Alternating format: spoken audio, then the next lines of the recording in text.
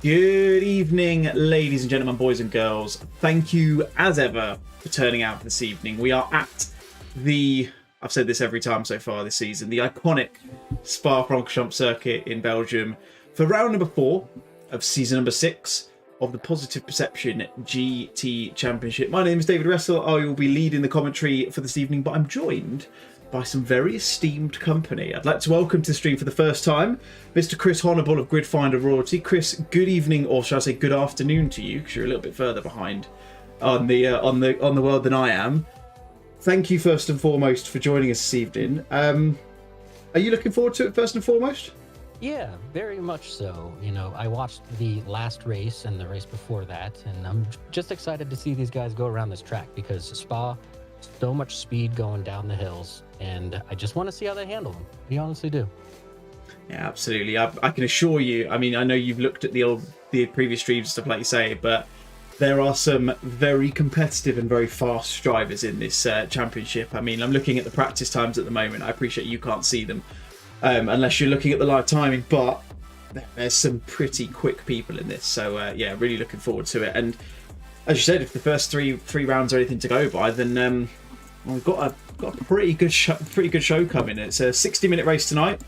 No need for any pit stops, so there's no mandatory tyre swaps, fuel fill-ups or anything like that. But I know from experience that Spa is obviously a bit heavy on fuel, obviously the longest track of the calendar for anyone really, but it's going to be, I think we'll probably see a few people I would expect having to manage fuel a little bit. I suppose before we get into the standings and stuff, if you were in this position and you knew that you were going to be maybe struggling for fuel for the entirety of the race, what would your thinking be? Would you just go flat out, foot down, and just splash and dash at the end, or would you maybe try a little bit more of that kind of fuel management, bit of lift and coast here and there? Honestly, my style is foot planted as much as possible, and that normally means that I spin out a little bit, but that's okay. I would just make the car heavy in the beginning and just have all the fuel that I need, so I don't really have to worry about that, because, you know, an hour is like that perfect amount of time where if you're not used to racing for an hour at a time, you could actually run into a little bit of that fatigue and just, you know, uncomfort in your rig. Yeah, absolutely. So yeah, that's what I would do as well. I would, I'd probably, yeah, I'd probably bottle it at the end and end up just not wanting to pit anyway, but we'll see. Of course, Spa, I mean, it's a very long pit lane as well, isn't it? So it's lots to think about. Very detrimental to your time because you have to go all the way around. It's just so slow. It feels like you're in there for 10 minutes. It really does. I would be interested to see if we see any drive-throughs this evening, because that will completely ruin anyone's race who tries to do them. A couple of little changes from the stream. Again, just a little bit of housekeeping before we kick off and go into things, but we have got, you might see in the bottom right hand corner, we've got some recurring little commands in there. So if you want to go and have a look and see what they generate, feel free to type those into the chat. Let us know what you think of them. I'm hoping that the automated chat messages I've set up will work as well. If they don't, then I'll have to go back to the drawing board and figure that bit out. But let's quickly talk through the standings going into, I suppose we're at the second half of the season officially now. So we'll start off with the pro standings. In terms of how these are looking at the moment, Marcus Hagel, Pearl Simsport, he's sitting top of the grid at the moment with 161 points. You then got Cartwright, who's pretty close behind it. These two, again, I appreciate you're doing trial by fire here, Chris, but they're both very, very similarly paced, I think. Be interesting to see how these guys get on. They've been kind of balancing out in terms of top of the grid for the last couple of races, so be able to see how that carries on. Anthony Brown 140, Sam Waldridge close behind here, Mash Coupland in 5th. As we carry on down, it starts to kind of gap out a little bit, especially down towards the likes of Niels and Paul at the bottom there on 87 and 65. But with one drop round, we're going to bring these up at the end of the season in a few weeks' time at Kyle Army, and we're still going to have no idea who's going to win it, which I think is the beauty of it. Silver standings, touch over that one, of course, like we say, points, positions in class, of course, on this one. And again, we'll remind you when we get into it, kind of what you can do to differentiate the class that people are in. Tim Costa leading that one. I don't think he's available tonight, so he'll be losing some points. He'll be definitely taking this one, as is drop round. Matt Damon very close behind again. I don't think he's available either, so Carlo Durazio, if he's in, will have a very good chance to claw back some points, so it'll be interesting to see how he gets on. Dino Hokanovic sitting in 4th place. He's been Mr. Consistent throughout this season. He's been getting results all the way through and continues to show that with a 4th place in the championship. Steve Derrick and Ollie Gill 5th and 6th.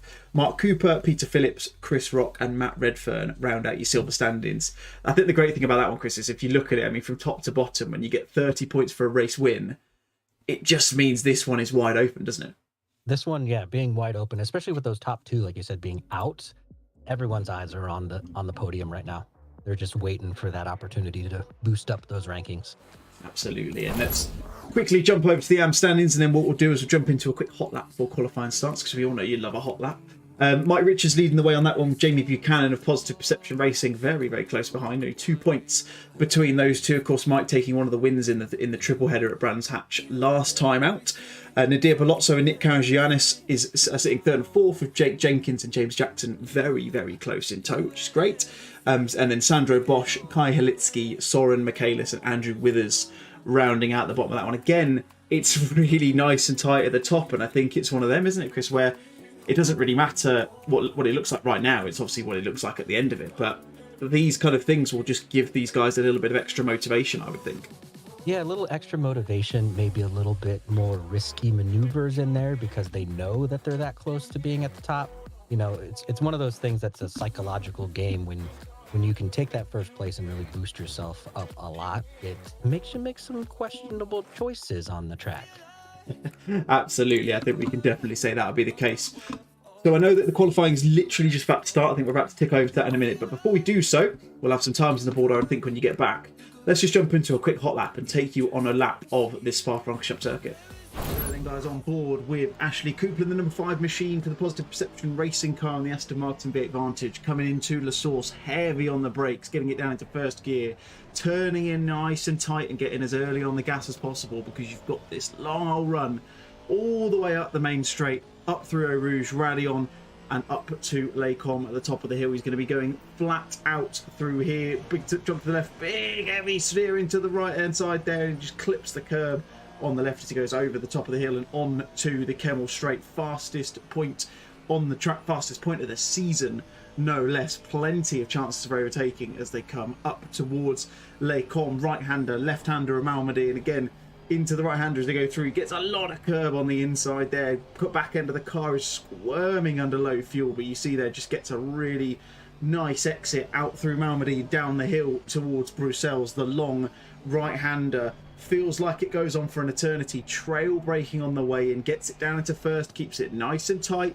focus on the exit straight over to the right hand side for the best entry into No Name as they go down the hill towards Pouon now, going down into that double left-hander again. Maximum confidence through here, drops it down to third gear, nice and early on the turn in, gets the power down as early as possible. Second apex, double apex corner, coming out onto a small straight in towards Lafania. Right-hander into a left-hander again, wants to get as much speed through here as possible. Car is sliding, you can look at the movements on the wheel, lots of little kind of dibs and dabs to try and keep that pointing in the right direction.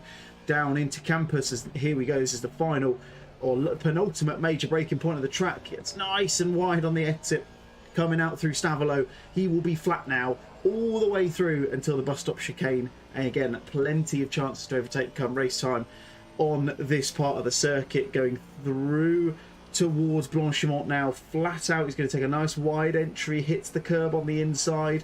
Again, doesn't want to go too wide, doesn't want to risk invalidating that lap, but getting ready for that heavy braking zone into the bus stop. Final part starts to overtake on the lap. You see just a little bit squirmy under braking, hits the curb on the inside of the right, curb on the inside of the left, and gets on the power to get himself over the line. A 2:18.6 thrash on this one. Let's head over to the qualifying session. Well, there we go again, Chris. We've just seen, well, the man on screen at the moment, Ash Coupland, kind of throwing the car around this Spa-Francorchamps circuit. It looks like it's dried up. Of course, we were talking about it earlier in this when we were watching a bit of the practice, that it was raining in the server before. How much do you think that changes things, where they've just literally been practicing in the wet and then they come into the new qualifying session, it's bone dry? Well, in my opinion, you know, it actually makes it easier to go that route. So instead of going from the dry to the wet, of course, because you were being a little bit on the conservative side, trying to push yourself in the wet. And now you can push even further than you were thinking you were able to before. So I think ultimately it's going to end up being good for them. I'll be honest, when I saw rain, I wanted rain during quali, and then I wanted it to clear up like, I don't know, 15 minutes into the race. I thought that would have made for a very interesting start. But yeah, overall, I think they're going to be real comfortable at this point because, they were conservative. Now they can just push, push, push. We'll have to keep an eye out, wait and see, won't we? I'm with you, by the way. I think changeable conditions is always great. And to be fair, of all the places to be and expect changeable conditions, I think Spa is one of them. I love the phrase where people always say it's kind of got its own little microclimate where effectively, anything can happen. You can have rain on one side of the track at the bus stop, and then you can have nothing when you come through Puon at 120 mile an hour. So who knows? Of course, qualifying is one session. It's looking clear for the rest of the session in this one, but race is a different session entirely. So we may have some questionable weather conditions. We will just have to wait and see. Just have a look and see a couple of the guys who are going to be putting some lap times on the board. It looks like Marcus Hagel's going to be the first of any of the cars to put a lap time in. Of course, championship leader is the Pole Sport SimSport 117 Audi. What's his time going to be as he crosses the line? It's going to be a 2:19.1, so he's setting the stall out.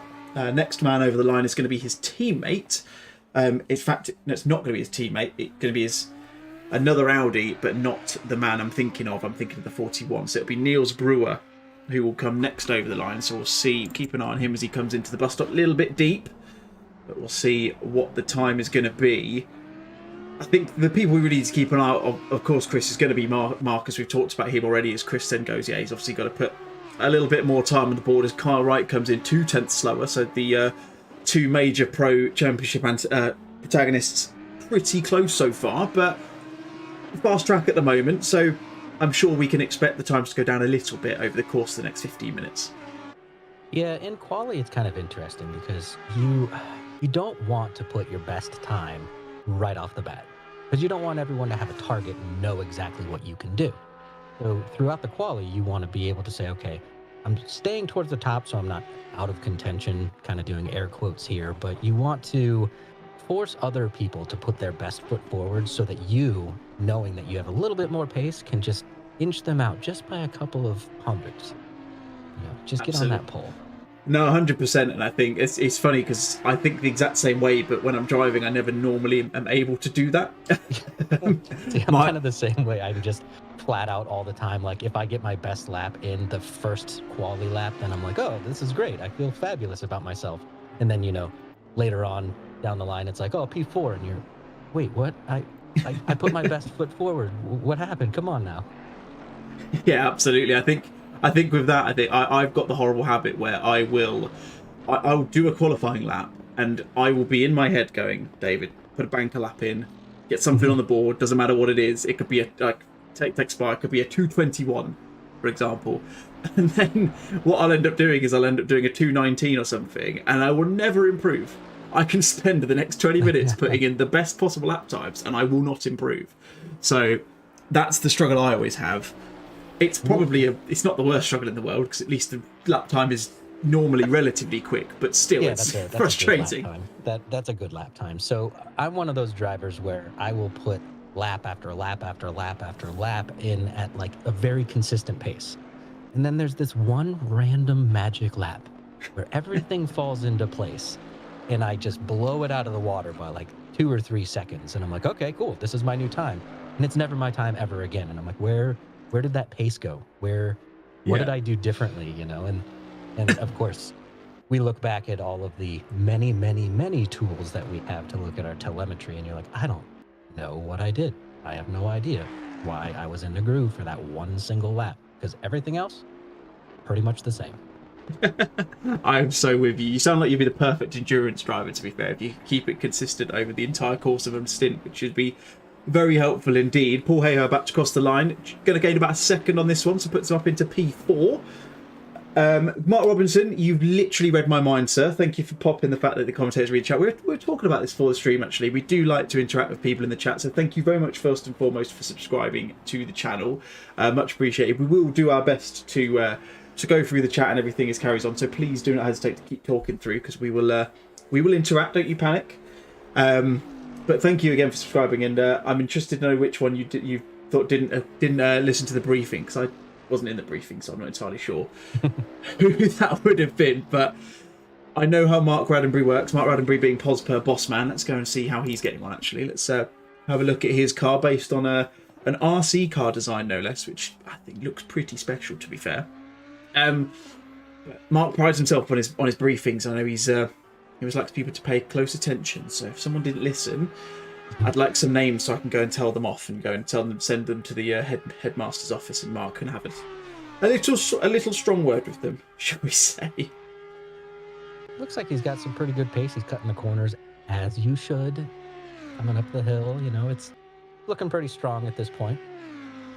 It is, yeah, of course, yeah. Audi pretty quick in a straight line as well, isn't it? So he's got a good car for it. I think there's a bop change on the latest update that came out a few days ago. So I think the Honda is particularly powerful at Spa now. But yeah, Mark's been. I think he won't mind me saying this. I think he probably wishes he'd done a little bit better so far this season. I think he's been caught up in a bit of incident here and there. I think probably from him, he'll probably just be hoping for something just a little bit clean and tidy, to be honest. I hope he gets that this evening. He does deserve it. Yeah, sometimes, racing is magical and frustrating at the same time, because you can have a fabulous race for yourself, but someone else doesn't have a fabulous race and they suck you up into their bad luck. And all of a sudden now, it feels to you like you've kind of failed in a way because you got crashed out, or maybe you had to go back to pits, whatever it may be, had a long repair that put you behind the pace. And it's just interesting because you can be racing perfectly, and then all of a sudden someone else's mistake takes you out, and then your vision is kind of clouded at that point because you're so stuck on what happened to you rather than what you've been doing. And it's frustrating, I think we've all been there in sim racing, especially lately. I've been doing the iRacing thing, just getting started on that. I've always been ACC and things, and I'm in the rookie class now, so I've experienced that quite a bit lately in sim racing. Yeah, absolutely. I know how you feel. Funnily enough, I've actually kind of gone the opposite direction. So, in fact, no, I've done exactly the same thing. What I was going to say is that I wouldn't say I've lost the love for ACC, but I'm definitely preferring going around in iRacing at the moment. I think, I don't know, maybe I've just kind of, you saturate it after you do something for so long, don't you? Yeah. Interestingly, I've just noticed that Mark is picking out on Nick Karagianis, who didn't listen to the briefing. I'm going to have to have a little word with him because I was talking to him earlier. Maybe he was too busy trying to set up his second monitor application that I was talking to him about earlier. So we'll see. Oh, Mark's not going to be getting a valid lap in there, is he? That was a big one. Yeah, that one's invalidated. It's got to be. Yeah, exactly. I think, you can see it. So my timing board already tells me that he's invalidated that because it's come from red. So that won't be a quicker lap for him on this occasion. I think he did the same on the last lap as well. Sorry, he didn't do the same mistake, but I think he went wide coming out of Campus, which is the corner before the back straight, because I think it looked like he went wide, and I'm pretty sure his lap didn't improve. So might have been the same case. To be fair, in that section, if you're not pushing heavy and invalidating some laps on that corner, then you're probably not pushing your pace heavy enough. That is a spot where you can take a pretty hefty cut. And if you're not pushing the limits of what you can do coming through there, then, you probably won't get at the top of the leaderboard, let's be honest. Yeah, 100%. I think, like you say, you effectively, we've got Mark Neutovitz coming through there now, and thought I'd pick up on him because Adam Asalovic has said he wants Mark and Mark to do well, which is nice of him to see. So good evening to you, Adam. Hope you're well, buddy. Been a long time. Like you say, it's a tricky corner because, like, you're absolutely right. You want to get on the power as early as possible, don't you? Because you know that you're not going to brake until the bus stop. So getting that perfect exit, getting as much speed off the corner as possible without invalidating is really important. And Mark's done a pretty good job, to be fair. It's a 2:20.9. I know he'll be thinking he's got a bit more pace on the table, which I'm sure he will. It's nice to see he's actually been appropriately assigned into the silver class tonight, because we've been having some entry list difficulties, which meant that he looks like he's been put in another class when he is meant to be in silver. So nice that is working as it should do. But with just under 7 minutes left, Chris, I've noticed, although it's 30 minutes away, there's a little cloud of some rain droplets on in the top right corner of our screen. Shame it's not coming sooner. Yeah, I do see that. I mean, as long as it is arriving, that'll make for some pretty interesting decisions. Like you said earlier, there's no mandatory pit stop, but if that rain starts to fall, people are going to have to dip in there to get different tires. And Yeah, don't absolutely. think being 30 minutes, I don't think you're going to go out there with wets right off the bat, expecting that, right? No, I think you're right. I mean, I think again, obviously with the session, I'm pretty sure that the server is set to qualifying on a Saturday, race on a Sunday, so we might not even see the rain. But I Yeah. could be wrong. I'm invariably wrong quite a lot of the time, so we'll never know. So we've got a bit of chatting from Mark Robinson again. He said he's supporting for Mike Richards and Steve Derrick this evening, which is nice. I think obviously Mike had a good result last week in the or a couple of weeks ago, sorry, in the Bentley. So it's nice to see him. It's so I'll be honest, Chris, I'm not a massive anime livery fan, but this one looks quite good, I think. You know, the It, anime liveries, they always remind me of the old days of Fast and the Furious #1 with that Supra with that like robot soldier type design on the yeah. side. And there's a special place in my heart for some Fast and the Furious. I'll be honest. You know, I was coming out of high school right around that time, and it was one of those things where I'm like, oh, I got to buy a cheap Japanese car now and make it awesome. Do you still own said cheap Japanese car, or did you not buy one in the end? No, funnily though, I have owned Mitsubishi Eclipses 4 times in my lifetime. I absolutely do love that car, and it's a fun little thing to drive around the streets in America around here. So Nice. I have had them at times, but now you know I have the typical American SUV. You know how that goes. Oh God, yeah. It's they certainly come with a different, what's the word? A different level of appreciation over the states they do over here. I think I know someone who has I think it's Ford Ranger, so not the Raptor, not the really big one, but the kind of middle of the road one. And I remember seeing them for the first time with it, and I'll be honest, I looked at them and just thought, you look utterly ridiculous. What are But you it just doing? comes with a different level of gravitas over in the states, doesn't it?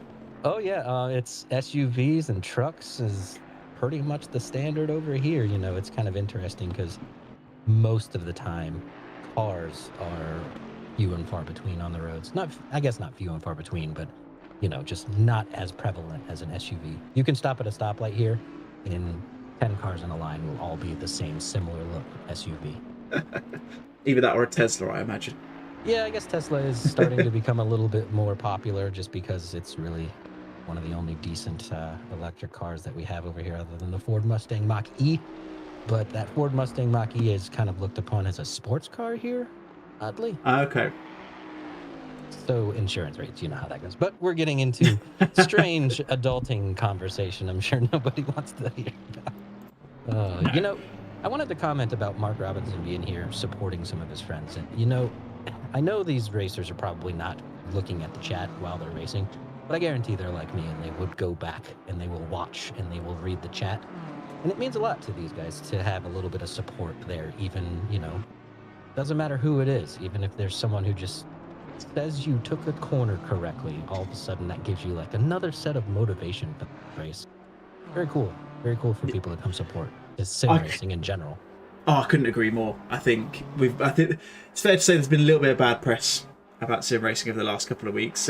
Much of it controversial, I would say. I'm not going to stick my foot in it and decide one way or another what I think, but no, it's good, and I think it's nice. I think that's the beauty of us being able to broadcast this season. Of course, this is the first season within Positive Perception we've been able to stream because we've just not had the ability or the resource to do it. So it's nice that to quote a fairly common phrase, we've built it, people have come, and it's quite nice to see. So I'm glad that people are enjoying it. And of course, it wouldn't be a YouTube stream if I didn't say it. I appreciate you've all subscribed, so thank you very much for that. But if you haven't done already, just give it a thumbs up, because that.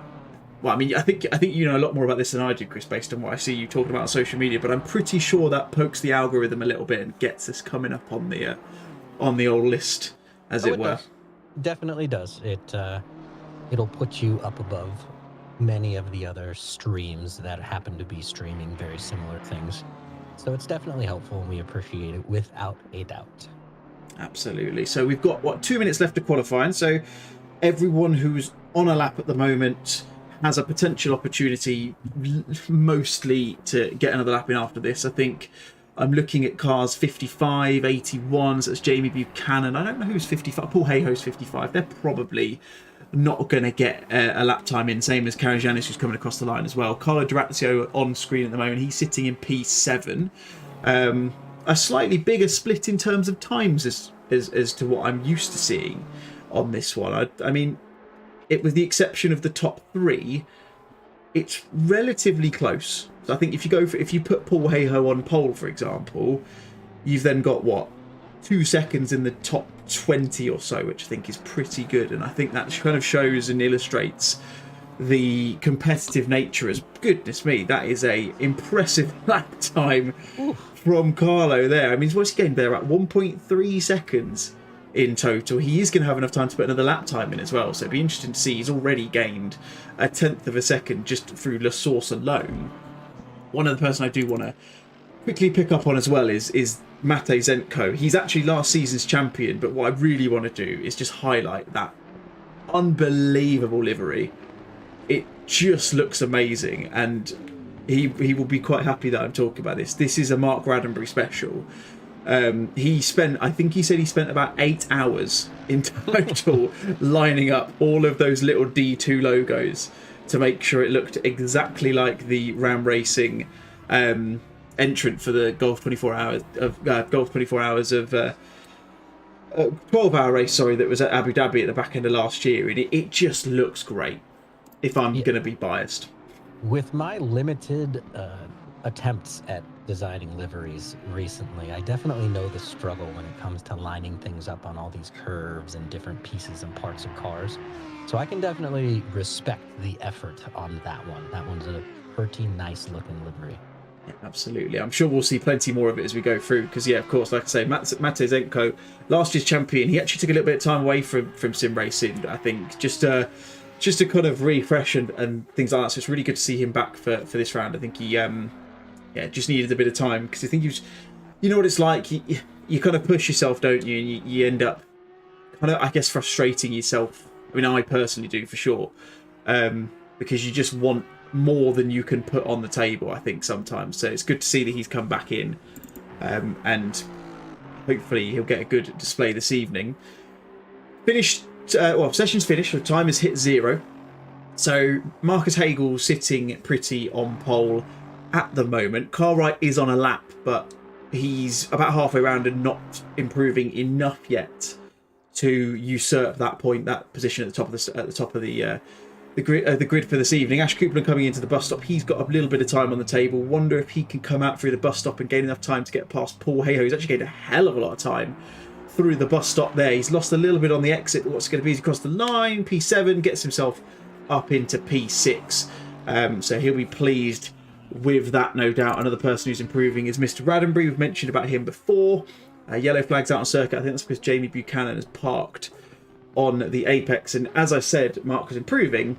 He's decided to invalidate through Blanchimont, so he will no longer be improving that time. He will stay in 12th place. You see, he just peels off into the pit lane. But look, Chris, qualifying session is pretty much in the books. I say we've got 3 people left on lap times at the moment. In fact, let's quickly jump to this guy, because he's improving even with Bellozzo on the apex. Can he get enough to get onto pole? He can. Wowee. Wow. That is late in the day. Look at that gap too. Ooh. That is super impressive, I've got to say. I mean, he's pulled that out of the back at the absolute last second. And I respect you, Chris, because you said that these guys should do that at the start of the qualifying session. And look what they've gone and done. It's the go-to strategy. It really is. You know, if you happen to watch other racing, even, real motorsport, if you will, then that's kind of the go-to strategy, is like wait until that very last lap. So if you can put it onto pole, nobody can touch you because no one else can cross the line. That was, I mean, I respect the fact that you've managed to hit that absolutely square on the head. That was very impressive indeed.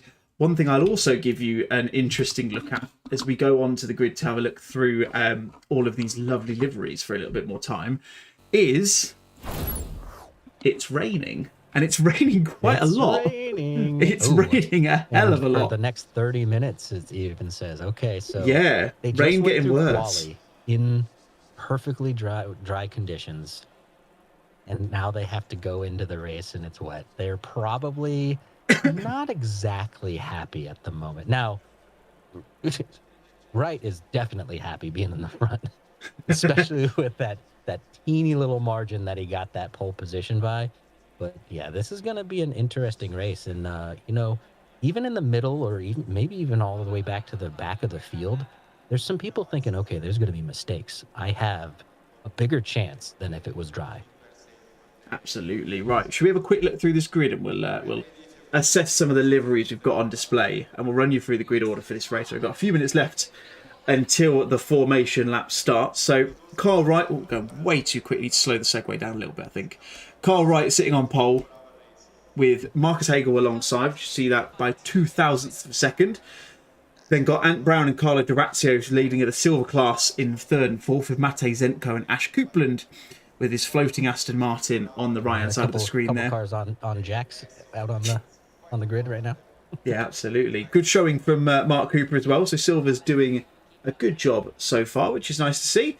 And we've got Paul Hayhoe in seventh on the left hand side of your screen. Dino Hukanovic and Chris Rock, who are rounding out your top 10. I can only apologise if you're getting a bit of a choppy stream from your end. I will try and fix that in a second. We'll see what we can do to sort that out, because that shouldn't be happening. Ben Brown sits in P11 with Mark Raddenbury alongside him. Ben Brown, of course, in case you hadn't guessed, is from the Owned Racing team, which is nice to see. Peter Phillips and Mark Neuteling's in P13 and 14. Jake Jenkins, another one of the SAR boys, alongside Jamie Buchanan in that Pertec BTCC livery on the right-hand side. Sam Waldridge and Niels Brewer line up on row 8, and then row 9, sorry. And then Enrico Sosai Gomez and Steve Derrick, one of Mark Robinson's favourites, rounding out P19 and P20. Nadia Belozzo with Lisa Louise Keane in P21 and P22. Mike Richards and Ollie Gio, P23, P24. Nick Karagiannis and Sandro Bosch. And interestingly, I mentioned that he is one of the quicker people in this series. Marcel Stange elects to start from the back of the grid. Now, I feel like we might have a bit of a last to first challenge on the horizon, Chris. This could be a good one.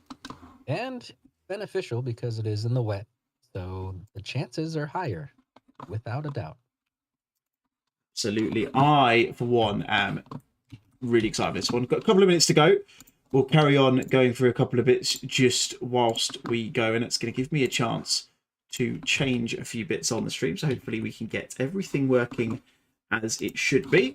But look, I kind of thought that I wasn't going to do this, but I am going to throw you under the bus a little bit, Crispin. I appreciate you don't know these guys very well. It's your first stream with us, but I would love it if you wouldn't be so kind to give me a suggestion. I want everyone in the chat to do the same thing as well, as to who you'd be pumping for the win on this race. Well, looking at the car choice, because like you said, I don't really know these drivers as much as I would have liked to know them before I got on the comms, but I'm going to actually pick number 21 in the Ferrari, only because I love to drive the Ferraris around. And, well, I don't know. It's Ferrari. I kind of want them to win. Interesting. Be interesting to see how we get on. Again, like I say, love to hear what everyone thinks in the chat. Niels, or Beef in chat, it is Niels Brewer, just to confirm, in case you're wondering. He's pretty convinced that Marcel is sandbagging. Okay. I'm inclined to agree, because as you can clearly see, he's a little bit further behind everyone else in the fact that he didn't even put a lap time in. So I'm inclined to agree with you, Niels, there. I think that's a fair suggestion. He thinks Kyle is going to take the win in this one. Look, it would be a bit of a cop-out for us, wouldn't it, if I was to say that either one of the top two would win this race. I am personally of the belief that because we've got so much rain, I'm thinking Ant Brown's got a chance. P3 at the moment. I know how good the Aston Martin is around Spa. I think he's an outside bet. I mean, to be fair, look at the time he put in qualifying. Carlo Durazio, that BMW is going to be pretty decent in the wet as well. It's worth a go. It's worth a punt, I think. I'll have to be keeping an eye on these Astons that are driving around, because I have chosen that car to race in your endurance series this year. So I'm you have indeed. To see what they're going to do around these because Spa is the longest race I will have ever participated in at 24 hours. So very excited to see what they do. Maybe yeah, absolutely. I've seen the livery that you're getting designed as well. Mark showed me it earlier, and it looks really, really nice. I'm very jealous. I kind of wish I was driving in that series. And speaking of which, I should probably do a bit of admin just while we're waiting for these guys to go around their formation lap. It's one of the longer ones, so we've got a little bit of time to fill, haven't we? But we are, as you rightly mentioned, Chris, we are conducting our first ever endurance series, which starts on, I want to say, the 11th of March. That's correct, sir. Pretty sure that's right. I am commentating on it, so I should probably know what it is. But there's still loads of space on the grid. We've got 50 slots available. I think there's 20 drivers on the grid, and I think we expect that to really fill up over the next few weeks, because I think with most people, they tend to kind of drop into these things last minute, don't they? So make sure, if you haven't done already, if you want to get the link into the Discord, you need to just type !Enduro into the chat, which just came up in the bottom corner, which was appropriately timed. But we'd love to see you guys on the grid. So if you're interested, make sure you're in. And as you mentioned, Chris, 6 hours of the Glen, 10 hours of Suzuka, and then we'll finish off towards the back end of the year with the classic 24 hours of Spa, which, if it rains like this, the top of Radion is going to be an interesting one, because I'm sure you've driven. You know there's a river there, don't you? I am hoping that there is no weather whatsoever in any of them, but I am purely expecting there to be rain in a couple different times. This is it. I mean, we're basing it on real life conditions. Obviously, not for Watkins Glen, because I think the track will be frozen, because I'm pretty sure it's going to be cold at that time of year. But we will get there. Mark Robinson's going to join when he gets his internet, which is great to see. I love that. It is going to be a very tough opening few laps, and I think watching them steam through Eau Rouge and Radion in about a minute's time is going to be quite a sight. I've just got to make sure I get the right camera angle and the one that shows us the best bit, which I'm pretty sure is the TV camera 1. But yeah, this is 60-minute race. We've talked about it before. There's no pit stops needed, so fuel until the end. Now we're focusing on Ash Coupland, and you'll enjoy this, Chris, because Ash is he's a little bit forgetful sometimes. I think it's probably the best way to put it. Of course, everyone knows that if you're doing a formation lap and you want to save a bit of fuel in the Aston Martin, you will go to map 8 and you will use your safety car map and just save a litre on the formation lap. He has already, on a number of occasions, done that. He did it at Imola in both races, actually, and went to the start and forgot to turn it off. Oh, okay. So I hope he doesn't do that this time, because Imola's slightly different to Spa. It's immediately very dangerous if something goes wrong. I hope he's not going to make the mistake, but if you see him dropping back, he's probably forgotten. Even though I told him earlier, do not forget. He needs to have a custom sim hub dash that like blinks at him when that is on. I'd love to see that. He's definitely got the space. I've seen his rig, and it definitely would fit a nice little sim hub dash. I think. Mark thinks he's in the endurance races already. I'll have to go and have a look for you, mate, when we're done. But if you are, thank you already for your support. Hopefully you're looking forward to it. It's our first foray into endurance. Well, we've done a bit of team-based racing, but the longest we've done is a 3-hour. So to have like a fully fledged endurance series is super exciting. Mark and I were talking about it at the back end of last year, and we just went, let's just do it. Let's just get it going. You know, it's one of those things where you do have to eventually just pull the trigger and do the things that you've always been talking about, right? That's kind of why I'm like really getting into iRacing now, is because I've always said that I wanted to, and I just never did it.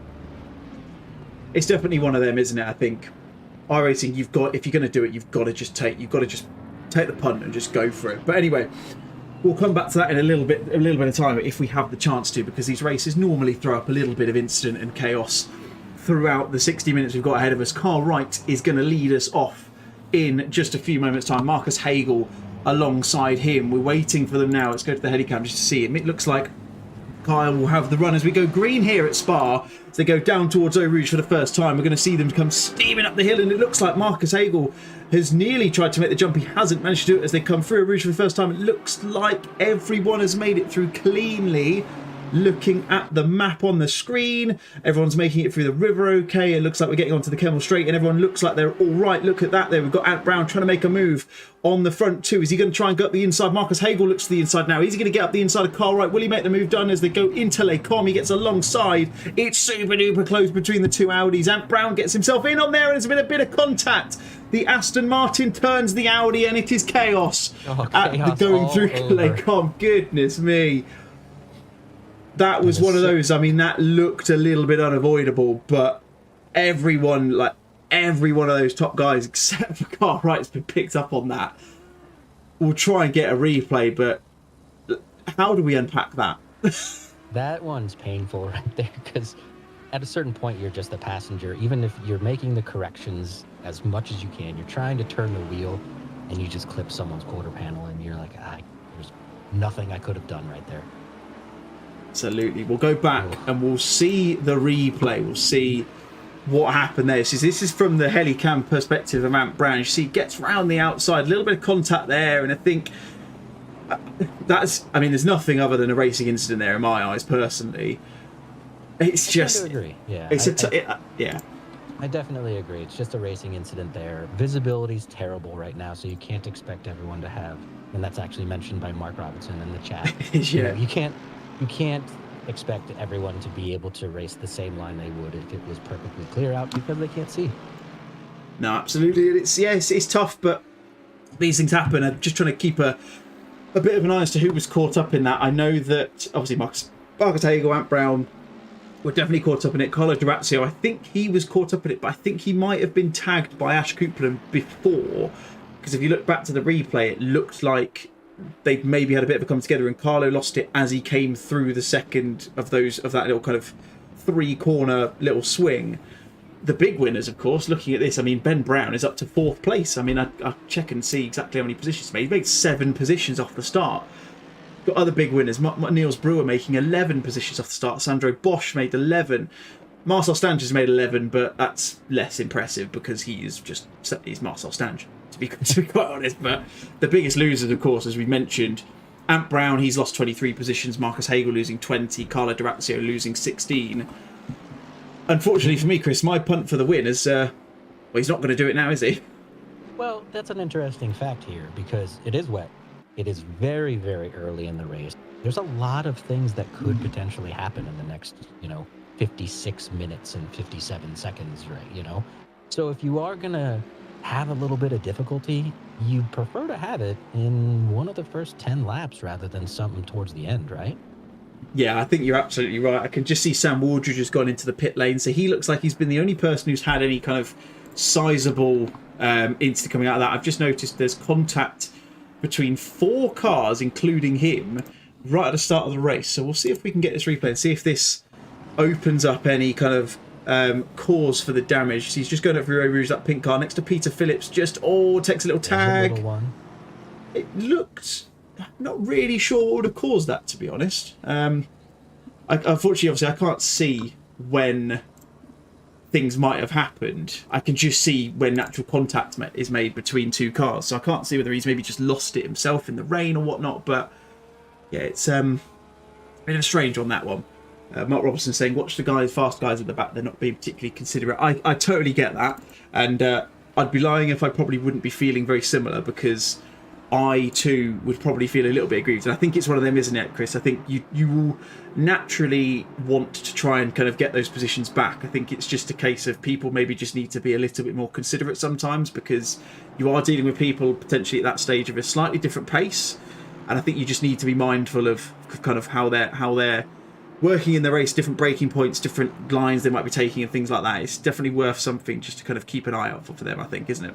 Yeah, so I'm typically one of those people that are in the back, in the bottom 5 to 10 people, and it is very nerve-wracking when a typical race leader is coming up on your rear end and you're like, okay, stay in the racing line, don't do anything surprising, don't do something like veering off to the right to let them pass, just keep your line, let them make the move. And sometimes those people who are in the top, like, I guess they don't really respect those guys in the back, and they do dangerous things when the guys in the back are just trying to be like, okay, pass me. I'm going to be as predictable as possible. So I definitely can see the psychology there. I think it's the same with multi-class and stuff like that, isn't it? Like you say, you've always got to be more considerate of the slower cars. And I think I totally agree. I think the safest thing to do is just to stick on your line. I think don't do anything kind of surprising. And if you don't, then they're going to get the opportunity to get past. And I think it's just I think patience speaks volumes in these sorts of positions. And Ant Brown, in fairness to him, I think at the moment, just going at the inside of Steve Derrick, who looks like he might have braked a little bit early. Maybe he did that on purpose. I don't know. But yeah, that was smart from him. Legit way to allow someone that's faster by you. Just because you see a lot of the people who will purposefully get out of the way, and that is harder to deal with than just someone that you're like, okay, the typical racing line is on the left or the right, wherever it happens to be. I should pass on the non-typical racing line. And then if they veer off, all of a sudden they're hitting you in the side door, and now you're both out of the race. Exactly. Lessons to be learned, but there you go. That's what briefings are for, right? Right. So what are we? We're just under 7 minutes in. Kyle Wright, I'd show you him, but there's no one around him. He's 4 seconds to the good, or 3.7 seconds to the good of Paul Hayhoe, who's sitting in second. He's got Ben Brown relatively close for company. Don't read too much into the tower on the side of your screen. My live timings and your live timings, if you head over to Pitwall Live, will give you a better picture of that. Of course, ACC typically only updating it per sector, so I'm sure that will change. You got Matej Zenko sitting a little bit further behind. Mark Cooper and Chris Rocker, your top 6. Niels Brewer, Hikanovic and Marcel Stange already up into P9, with Peter Phillips rounding out the top 10. We're starting to see, Chris, some battle packs forming at the moment, aren't we? And I suppose that is clearly based on the fact that we've had a couple of incidents early doors. But it's interesting to see the likes of your Marcus Hagels, for example, who we can just see in the background of the shot behind Sandro Bosch. Although we got caught up in that incident, he's actually, in the grand scheme of things, not lost a huge amount of time. He's actually only 26 seconds behind Kyle, who's obviously leading the race. But doesn't feel like a huge amount, does it, considering where he was after the first couple of corners? No, it really doesn't. And I think we're going to be saying this a lot in this race. It's wet. You never know. And some people are great in the wet. And I wish I was one of those people. But typically, you can, if you know that the driver ahead of you may not be as strong because you've been racing with them for a couple seasons or even half a season, you can kind of bank on that fact and maybe have a little bit of knowledge to what you can achieve when you're back there. 100%, and I think that's the kind of thing that Sandro Bosch is going to have to be aware of, because getting close to go to La Source, goodness me. We'll see what he's going to do. That Porsche famously not particularly fast in a straight line. I would expect as well, knowing the way that Marcus drives as opposed to the way that Sandro probably drives, I'd expect there's probably a difference in electronics and driver aids on board as well. I don't mean like racing lines or anything like that, but I mean like things like traction control. Cameraman's just peed his pants because he's had someone going towards him. Hold on, that was another car going very slowly. It was like Jake Jenkins there. We'll come back and see that in a second, but it's things like traction control, of course, that's going to make him naturally slower out the corner as well, isn't it? So it's things like that you need to consider. Yeah, and incident there. What happened on that? Now, it didn't go back far enough, annoyingly, but I think what's probably happened is Jake Jenkins has lost the back end as he's gone through the top of Radion, because it looks like it's a bit too early for him to have caught that puddle, the infamous puddle that sits on the Kemmel Straight. So I think he's probably lost it, and you can see the car looking a little bit worse for wear, the bonnet kind of bobbing up and down, but that's okay. It was a big incident for him. Up, he can be like that rally driver that drove a portion of the rally with the hood literally in his face. Absolutely. I'd love to see him do that. I'd love to see ACC kind of replicate something like that. I think it'd be really good fun.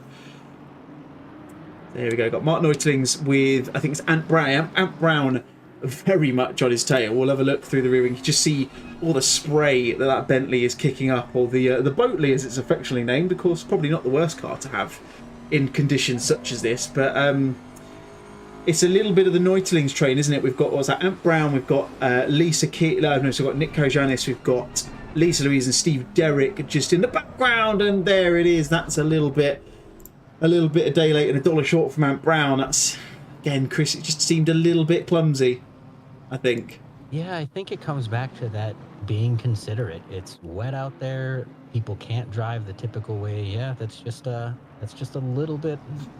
I mean, could have given some extra room there on the right-hand side, but ultimately, yeah, I mean, I'd probably, if I was the car that was following, I would have backed out of that a little bit more. I'd have let my bumper clear his rear bumper and been safe for that turn instead. Yeah, and I think that kind of spells, I think that kind of speaks numbers, because, Mark is no longer in the server, so I don't think he was particularly pleased with what happened there. Which is unfortunate. It's a shame to see it, and of course that's why we have post-race stewarding, and we take a fairly kind of, I say a harsh line, but we take a fairly kind of strong line in terms of things like that, because that's not the kind of stuff we want to see. And I think, goodness me, that is not what Mark Roddenberry wanted to see coming out of the pit lane. Jesus. Yeah, just flying at you. I am desperate to get some sort of interior camera of what happened from him there. Let's see if we can go back. I might be going a little bit too far back here, I'm going to be completely honest, but I really want to see what he sees as he comes out of the pit lane. Because she's already teetering, she's so careful on the edge. Look at that, he sees, oh my goodness me. Oh no. Jesus, that is madness. That'd have been nerve-wracking. Oh, he gripped his wheel pretty tightly there and went, I don't know what I should do. Oh my word, that was madness. Yeah, Mark Robinson talking about drivers etiquette in the chat. I'll be honest, I totally agree. This is... No, I don't want to talk about it too much because I don't think it's fair to kind of tarnish a stream with stuff like that, but I know these guys, and I've raced with 99% of the people on this grid, and this is out of character, I think is probably what I'll say. But hopefully, look, we've got 47 minutes left of the race. Hopefully the rest of it will be much more competitive, and we'll see a little bit less of people kind of nudging each other. There is a bit of, we, are sitting in our dry boxes, obviously in our offices or rooms or whatever we're in, just kind of commentating on what's going on. We don't feel what the road feels like. We're not really sure what's happening on the track necessarily.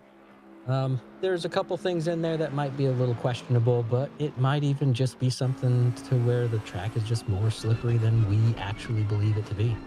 So maybe break points are making people push up into the quarter panels a little bit and making some contact, because it's happening pretty frequently. I don't feel like it would be all the drivers just uniformly are like, you know what, let's not race so clean today, But I think it probably has something to do with the track conditions. 100%. I think, like you say, it's unfortunate, but the rain is never an easy place to be in, especially somewhere like this. And I mean, it's a wet track. Like, it doesn't necessarily look so much like it on the screen at the moment, but I mean, look, the fact that they're having to lift through Rouge, although, I mean, look at the run that Ben Brown has got here. This is an interesting one. He's going no. That's that river we were talking about. Goodness me. They're coming through. Why have good camera angle from AC there? It looks like he's made the move. Got the run. A bit of a lift from Paul as they went through Rouge, and just went, right, look, I'm going to keep my foot in it through that puddle. I'm going to really kind of be brave, and it's paid off for him.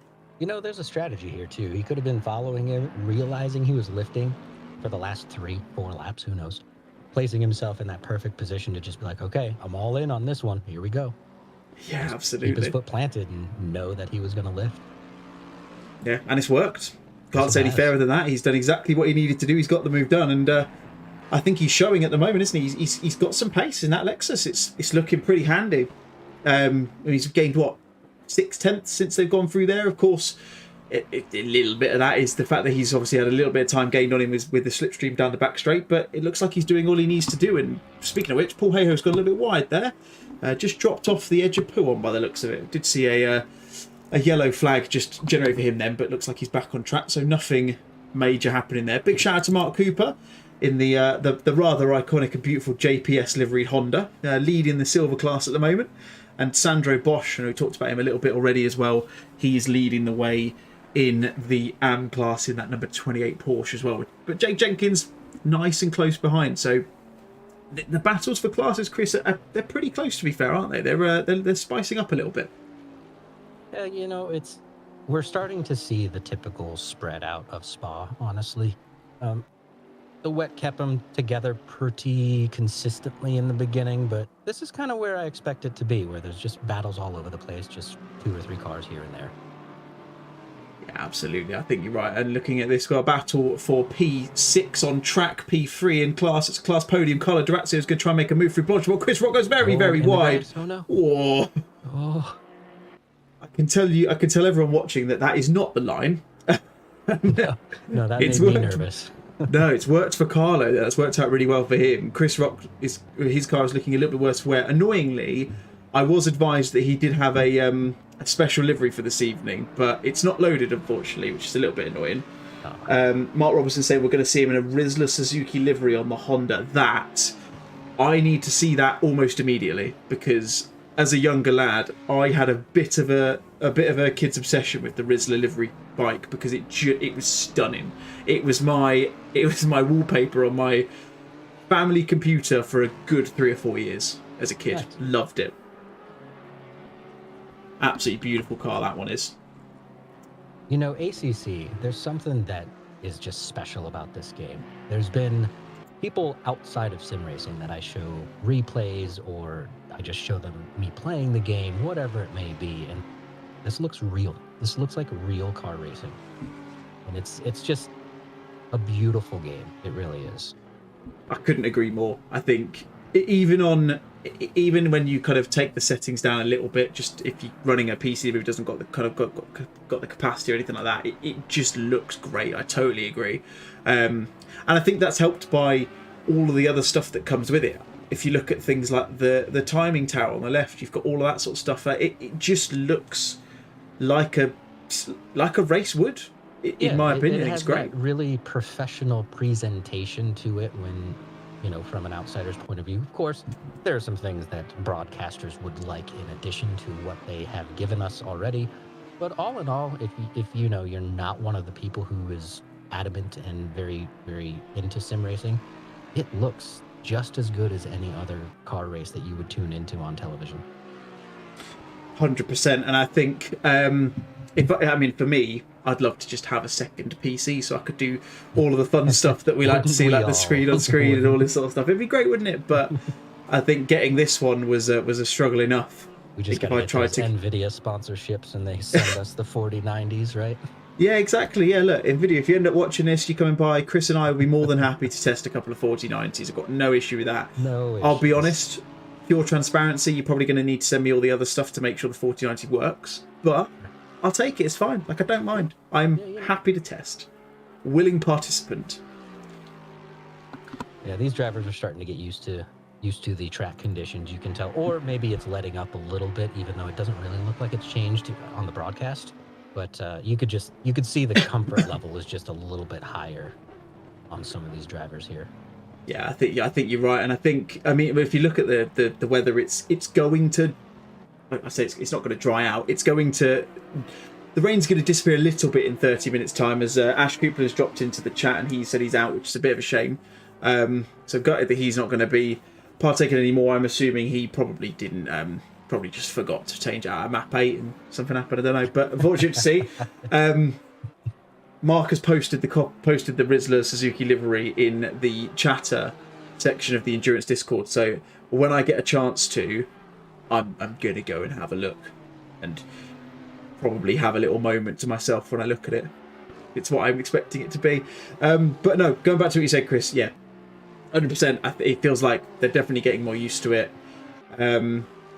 Yeah, I think we're starting to see things kind of spread out a little bit. We've seen a few people retire, unfortunately, which is never a good thing to see. But see, it's always a little bit more difficult in the wet. But let's just throw a random safety car to bunch them up again and get more excitement. Let's. So I do have a virtual safety car button on my broadcast app, but I have found that it doesn't actually do anything. Oh. It requires us to go into the server and say, right, safety car. All it does is it just monitors their split times and then just decides to give them loads of penalties. Oh, okay. Well, but even the penalties don't work. They don't apply an ACC. It goes into a spreadsheet that I've got separately. So it's a shame, really. Well, if you had that button, we could just go all F1 rules on them and do whatever we want. No, Chris, this is not right. This is not right. Oh, there you go. So, yeah, Ash say killed the car. 32 seconds of damage. Yeah, what are you going to do, eh? As speaking of F1, there was some definite team orders between Stange and Hagel there. I don't know if you noticed it, but Marcel just dived out of the way. Which is understandable because obviously Marcus is... I'm really struggling to say these two names for some reason. Marcus is obviously in a championship battle. Marcel is just here seemingly for the sake of being here. He's obviously got not much else to do, but makes sense. Yeah, and the championship is not decided already, so it's not like a Max and Checo situation. Oh man, I'm just dissing on F1 all day today. No, yeah. I mean, look, personally, I don't think that. I mean, I know they'll probably be in a chat at the moment, conversing over what they're going to be doing. I know the Pulse Sim Sport guys are very good in terms of race management and things like that. They've got a really good set of kind of backroom staff, I guess you could call them, like engineers and things like that. By the way, Mark, I've just had a look at that livery and it is beautiful. I would love it if you could send me the link over so I can drive it myself at some point because I think it's really nice. But it's, yeah, they've got a load of really good people behind them, and I think that is, I think a lot of people, especially in sim racing, I don't know if you think the same, Chris, I think they don't necessarily understand and realise the benefit that that has, even in sim racing. Yeah, so there's been a lot of interesting chatter about sim racing this last week. I'm sure most of us have at least seen it a little bit based on the virtual Le Mans, right? And a lot of people out there are really, really quick to throw out the "it's just a game" quote. And, you know, that really bugs me because the drivers go through the same mental struggles and not necessarily the physical struggles, but, you know, just you still have to train. You still have to be at the top of your performance. And then when you have that extra person behind you kind of taking over an aspect of your race for you, it just makes it that much easier. So, you know, in sim racing, when you do have some people helping you out behind the scenes, doing air quotes here, then you're ultimately going to have a better race. And it shows with some of the teams out there. Yeah, I couldn't agree more. I think if we had the opportunity, of course, in case you didn't already know, that Positive Perception has its own racing team. We've got teams for ACC and for iRacing now, which is nice.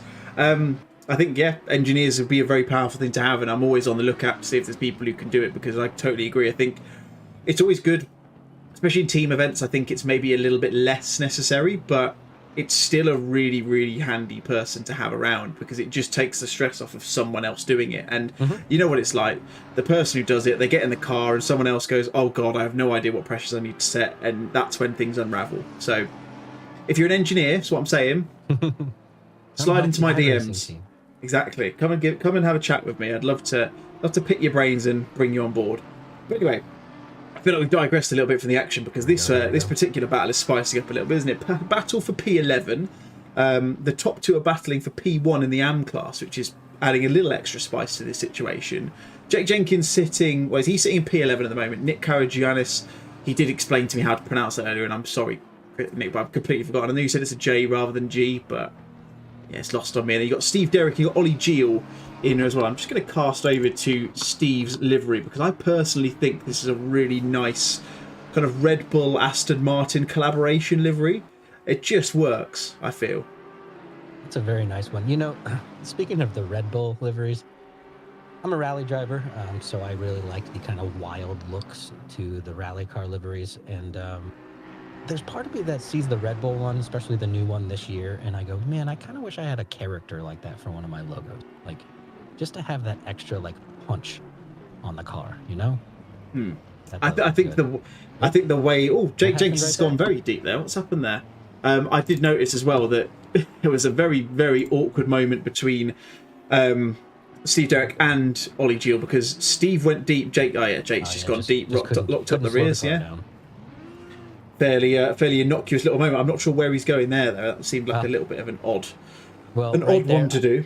I know exactly what that was. Oh, I'm facing the correct way. Plant it and go forward again. And then you're like, spin around a half turn again and go, okay, well, maybe I should take my time. Yeah, no, that's pretty much on the money. I think you've probably hit the nail on the head. But no, Steve Derrick, he went wide through Blanchimont. He then overcorrected, and then Ollie Geel had to panic and overcorrect himself as well. So it was interesting, because just before that happened, there was nearly a coming together between those two. But somehow those three have come out fine. Nick's promoted himself into the lead of the AM class. Mark Cooper, interestingly, has pitted from the lead of the silver class. I'm not sure what's happened there. He doesn't look to be going anywhere anytime soon either, so I don't know whether that's a planned pit stop or not. But that promotes Dino Hukanovic up into the lead of the silver class. Sorry, so lots of changes, despite the fact we're not seeing a huge amount of changes on track. Things just seem to be changing, probably more so, Chris, through people just making mistakes here and there. Yeah, I don't want to say too easy to make a mistake in the rain, but it's almost too easy to make a mistake in the rain. Just, your foot plants even a half a second, not even a half a second, a 1/100th of a second too early, and your car's spinning. 100%. I think, and like you say, there's only so much traction control and things like that in these GT3's cars can do, because it's still very simple to get the back end going, especially I guess more so when you're coming out of corners like these two here, like Lafania, like you're coming out of this left-hander. It is very easy to just go, oh cool, yeah, I would normally put my foot down here when it's dry, and all of a sudden you've got no tyres and you are just you're in the wall. It doesn't matter what your traction control setting is, it just goes, okay, I give up, you're spinning. Yeah, you're not going to fit it, you're not going to end up on the track anymore. Yeah, this is, have fun gliding around. So let's just come back, just go to the aforementioned battle for the lead in the silver class, because I noticed a minute ago that Dino Hekanovic had about 3 seconds on Carlo D'Orazio, and I think, unless you are slightly how do we put it, slightly worse off in the eye department, I think you can probably quite clearly tell that is not a 3-second gap. Last lap times for both of them, it was a 2:39.2 for Dino and a 2:36.8 for Carlo. So that explains where the times come from. I can only assume that there was a mistake from the 331 McLaren. But that's... he's put himself under pressure, isn't he? He was seemingly relatively comfortable until then, but it shows you how a little mistake can put you in that kind of pressure cooker environment. Yeah, and I experience this all the time because I check my rear view way too often. So, and I'll check the rear view in the most unopportune times. I'm coming up to a break point and I'm like, oh, let's just make sure real quick. Let's check where that car is, make sure they haven't gained on me too much. And then by the time I look back down again to take my braking point and turn the wheel, I'm already like way past where I should have been basically stopped and taking the apex. And at that point you're like, okay, well, now that car's right up on me or passing me. Like that beautiful move right there, that was gorgeous. Yeah, he just made the opportunity, didn't he, Carl? I think it looked like to me that Dino just maybe went a little bit deep coming out of Puon, and I know how ridiculous that BMW can be at any point. It just seems to have pace that no other car seems to have, I found. But it just got the move done. And it was interesting because it looked to me like Dino didn't really... Oh, don't go in. Don't go there. That was... there's been some questionable lines from Dino last lap or so. Because I'm about to say, it didn't look like he covered off the corner, did it? To the ground, so he's fine. It's because it's about a millimetre off the ground anyway. It's got literally next to no ground clearance, is it? But no, it's a weird one. It just looked like he kind of just left the door open and just said to Carlo, like, look, here's an invitation. Just come on in. Maybe maybe he knew he didn't have the pace, and he's like, rather than try to defend this and maybe make contact in the wet, maybe I just let him by, take the one less place, and continue on. Yeah, sometimes absolutely. It's just one of those situations where you're like, I don't have the pace to fight this. I know it, so I'm going to go ahead and let this car by so I can relax. Absolutely. I've just seen... No, nothing happened in the start. I did see a yellow flag come up for Carlo D'Orazio then, but it disappeared very quickly. So clearly nothing happened there. I was going to jump back to another battle, but just want to see how this plays out because Dino is closing. But look at the headcam now. Not by enough. So nothing coming on this one. I'm now going to pin back to what I was going to go to, which, as you can see, is two cars very close together. These are two guys in the silver class, so this is fighting for the lesser positions, I would say, in the silver class. I've just noticed as well, by the way, that Mark Cooper has returned from the pit lane. That's very wide line through La Source, but still powered out of it. Okay. He's using. Is he using the karting line? That's what they call it, isn't it? Where you take a different line in the wet. It must be because it's worked. It's just worked very well. Yeah, he's gained a heap of time. Just about. I'd say that's just about going to be a valid lap time, and it looks like it is because it's not popped up red on my screen. So I think he's gotten away with it. I've just seen Lisa Louise in the background of that pink BMW. I think she caught the puddle as she went up the hill there and just saw a little bit of a slide. Mark Robinson saying his boy Steve Derrick has done well so far. He is doing really well, to be fair. Like I say, he's the man on screen. He's that man in the middle of he's the car in the middle of the three.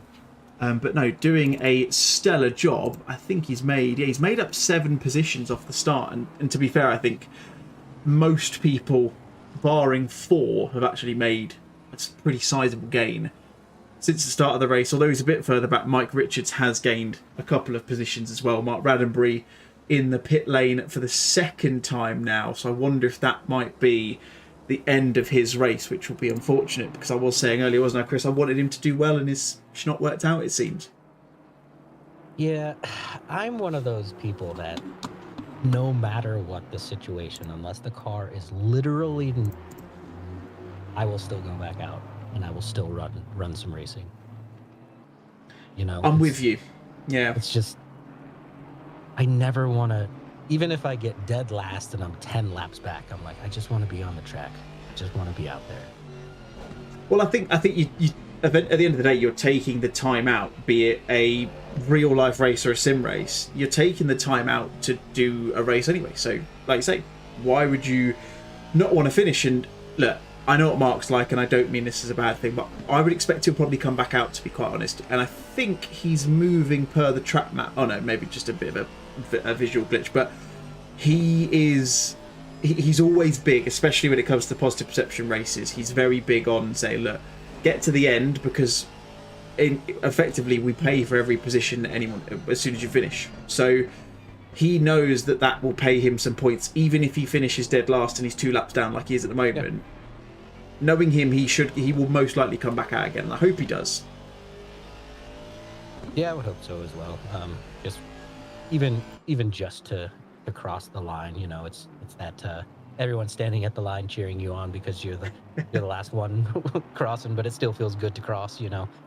We got Mark Robinson in the chat saying that S. Derek is carrying 15 seconds of damage at the moment. Okay. That's a lot. That's a lot of damage. It is a decent amount. It's enough to impact the straight line speed for sure, especially with a BMW behind you. Yeah, and you kind of have to wonder, you know, if that's the amount of damage that he's carrying at the moment, and what are the rest of the drivers carrying right now, you know? Absolutely. It's one of those things I wish we knew. The paces seem pretty similar, so if there's a 15-second damage carry going on there, to be some damage carrying on the other racer, well, you know, it makes sense. Absolutely. I mean, we've had 7 drivers pit. Just looking at the timings at the moment. So Mark Raddenbury, the longest time stopped. He was stopped, and he's out of the pit lane now, I can see. So it's good to see. He was total stopped for 3 minutes and 4 seconds. That was a 3 minute and 4 second breather to get his wits about him. Yeah, exactly. 1 minute 11 was Nadir Balozzo. Next, he got his 59 seconds for Mark Cooper. So that must have been some sort of damage. 55 seconds for Mike Richards, so he's obviously had a bit of damage as well. 40 seconds for Jim Buchanan, and then 19 seconds and 17 seconds for Sandro Bosch and Sam Waldridge, respectively. So it's there's obviously been a little bit of incident here in the AAC. Mark Robinson confirming in the chat. Richards had to stop. He had 60 seconds plus of damage. So well, there you go. That explains it. So yeah, must stop in that position. I think that's the kind of thing. I don't know what your kind of limit is, Chris. For me, it's kind of around the sort of 25-30 second mark. That's when I'm thinking, right, that's my damage. I'm pitting. But I guess in a sense, you kind of compare it to what your lap times are doing as well, aren't you? Which it's not easy in the wet. Yeah. So is your wheel straight still? Because that changes it too. If you've messed something up to the point where your wheel's not really helping you out so much, then obviously you have to pit there. But sometimes I won't even consider the amount of damage. I'll just drive if it feels like I can drive perfectly fine. You won't worry about it. This is it, and I think for me, I guess you're right. I think the crossover from bodywork to suspension damage in ACC is pretty important. But yeah, I mean, I'd like to say probably 30 seconds limit. But again, I suppose a sensible thing to say is that you'd keep an eye on what the time actually says. Well, sorry, not the time, but the lap times. I mean, I guess it also has a lot to do with whether or not I think I can catch somebody. If I think I can catch somebody, I'm probably a little bit more, I need to fix this damage and get my pace back. if I don't think there's any hope, I'm like, yeah, let's just have a nice little drive and have some fun. Absolutely. And I guess it's a different thing as well. Obviously, this is a 1 hour race. Look, we know how long the pit lane is at Spa.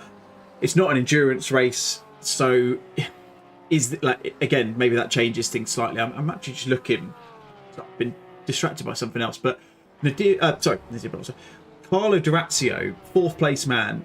We knew he was quick in qualifying, to be fair to him. I think he was got 7/10 off pole in qualifying. Fastest lap of the race. Now, considering you've got someone like Marcel Stange in the race, who, as I've said many times and will continue to say, is a resident alien. There is no other way to put it.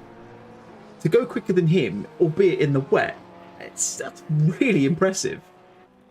Oh, I would take that all day. If I'm in a league and there's a resident alien, it doesn't matter what the condition is. If I'm ahead, I'm like, yes, I am racing fabulous today. This is amazing. Absolutely, Take every advantage you can get. And the weather technically is not an advantage that you have necessarily because everyone's in the same weather. Yeah, it's an equal. It is. They say it's an equalizer, which technically it is. But keep it. Oh, I think he got out. Oh, no, he lost it again. No. Lost it through the puddle. Oh dear. Yeah, that's was one of those situations where he had that like momentary relief that he saved it, but that relief made him lose it again. Yeah, I want to go further back. I should have clicked it. Yeah. I'm going to go back again, I think, if I can try and catch what happened. I mean, we saw what happened anyway, but I want to get it. I want to see if I can get like an on board and see if we can see exactly. In fact, can we get... Might be fun. Oh, it's not done it. Oh, I'm going to say, you see a little... What I was trying to get is what I've just managed to get a tiny little bit of, which is the... I want to see the seesawing of the wheel as he tried to save it. He tried to save it, right? Didn't really work out that well. I'm not quick enough on the keystrokes to get that done, unfortunately. Those moments like that, there's like a 10-second window after you either save something where you're not quite racing at the top level. You're like in that like elation mode of, ooh, I'm excited, I just saved something, where it's like perfectly, everything aligns perfectly in the universe for you to make another mistake. And I think that's just what hit him, is that little zone where he thought he had it and he did something different than you would normally in that situation, and ended up making him spin again. No, I totally agree. Quick mention to, again, Mark suggested some very good points in the chat as well, talking about the fact that saying things like, look, yeah, great racing, obviously, like I say, I think, yeah, I totally agree. I think, yeah, the start of the race, I'm sure we'll all agree, a little bit more messy. I think you can probably pay a little bit of credit to the weather. I think it's just one of them, unfortunately, isn't it? But good to see that everyone's going to back up and underway. Interestingly, I've just noticed that I don't seem to see... Why has that gone all... It's gone... It's a bit weird. There we go. Fix that now. Hopefully that's... Yeah, Ollie Gio's card just stuttering a little bit for me for some reason, so I'm not going to focus. You can see he's doing it on the screen as well. But maybe a little bit of network connectivity there going on.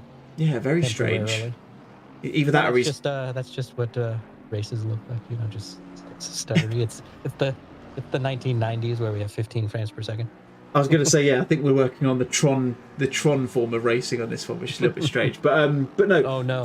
Oh no. Here's the question: if it is network connectivity and he's gaining right now, what's gonna happen when they get side by side? Because now, if there's a little bit of problem here, there could be actual physical connection in the game that didn't happen on either of their screens, and that makes for an interesting situation when someone's trying to pass.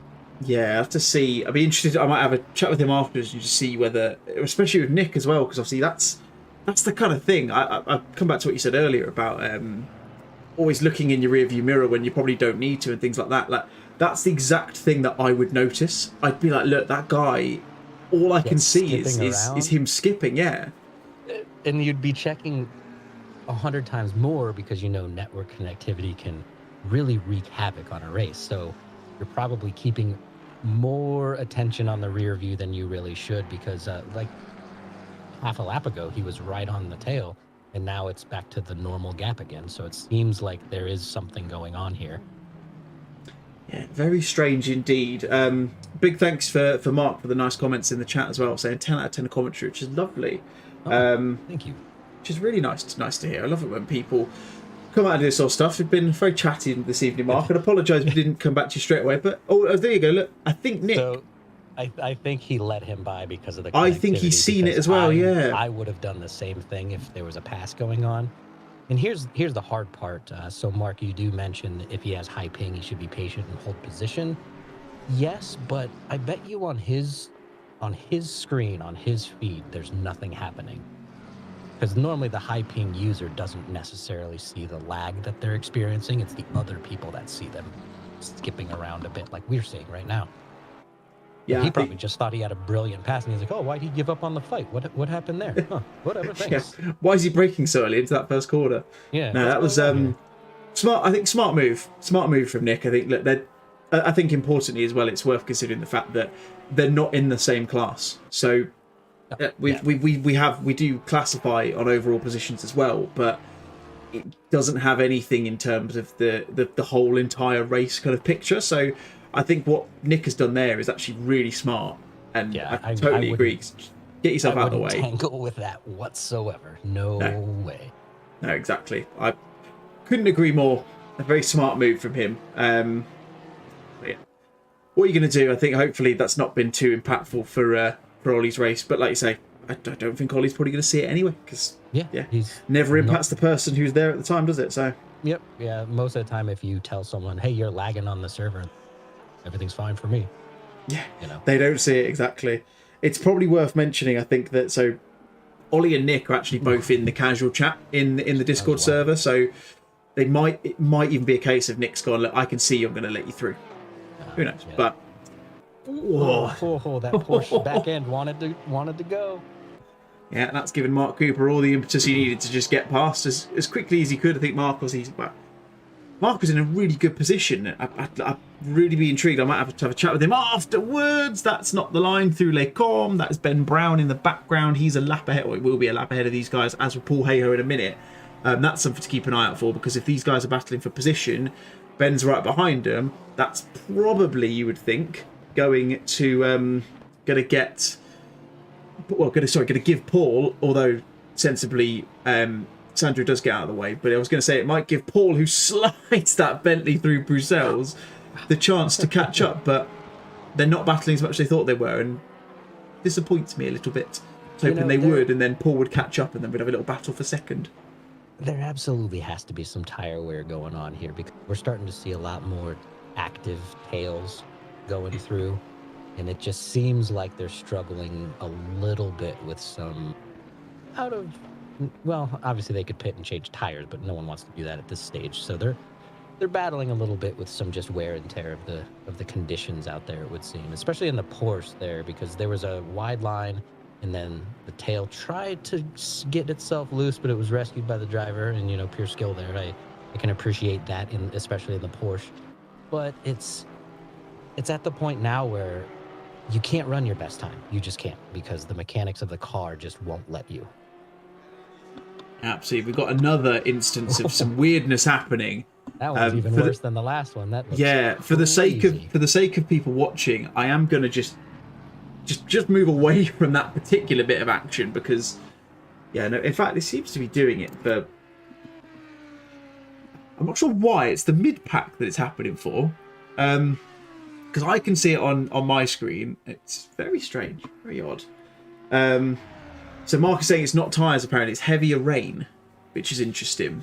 It's a shame, because I'm seeing the fact that the rain is going to decrease in the next half an hour. But look, I'm a big fan of a wet race. I enjoy driving in the rain. I think a lot of people don't, because I don't think they put necessarily the right level of practice in to be comfortable in the rain. But you and I were both talking, weren't we, Chris? We both wanted a bit of changeable conditions. We've had a little bit of it. Obviously, it was dry in quali and wet in the race and vice versa. But real shame that rain's just going to stay for the end of the race, isn't it? It would have been really interesting to see if it cleared up round about now.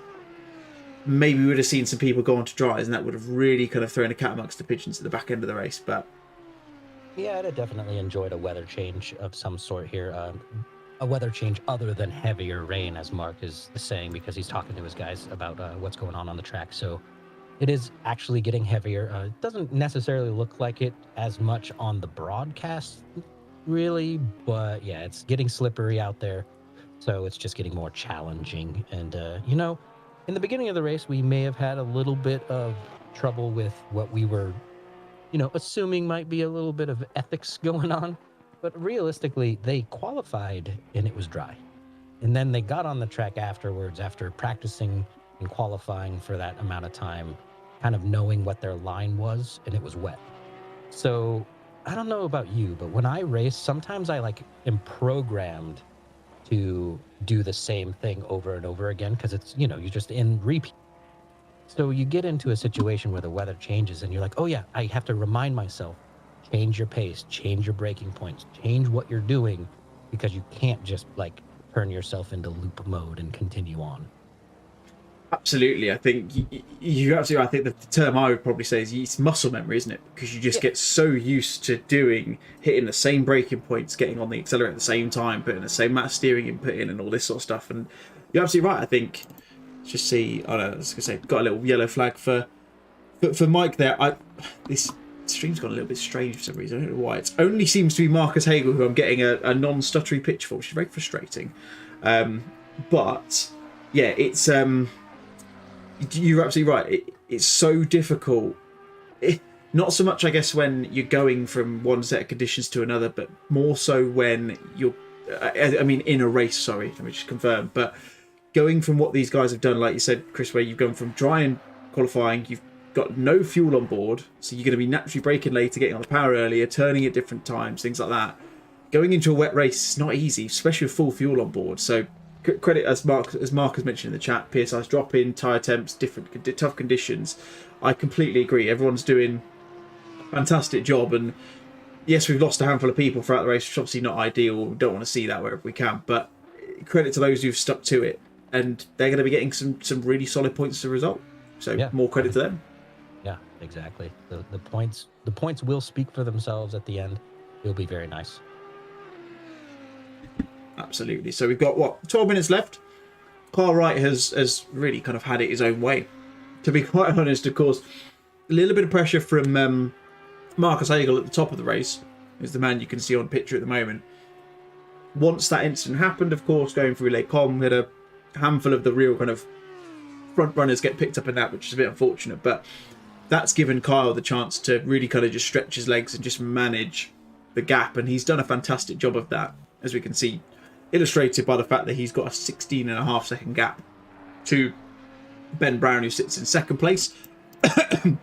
Excuse me, in the Lexus, who's again done a fantastic job himself. I mean, he has gained 9 positions. So he started P11. Big and wide. Very wide, yeah, for lots of there. Gentle, but that's okay. Easily recoverable in that section of the track, especially. Yeah, absolutely. But yeah, Ben Brown gaining gaining 9 positions. He's been. He's fair to say, I don't think you'll disagree. He's been in the wars a little bit in this season so far. He's had a couple of incidents here and there. I'm sure you won't mind me saying some have been. The fault's been shared, I think, is probably the best way to put it. But yeah, brilliant result from him. Going to get his first podium of the season, it looks like, barring any miraculous mishaps. As we see Mark Raddenbury drop back into the pit lane once more. I did see a yellow flag for him, so I am going to go back and see what happened as he went through Blanchimont. Whoa! Ooh, just lost the rear end. Yeah, then dearie me. Really tossed him. Okay, yeah. That one hurts. Yeah. Looked like it looked like he was braking on the AstroTurf. And then where he lost that, I'm just going to go back to someone else while the replay happens, because otherwise I'll just sit and watch him in the pit lane. But it looked like he lost it on the AstroTurf under braking, and then, like you say, just overcorrected.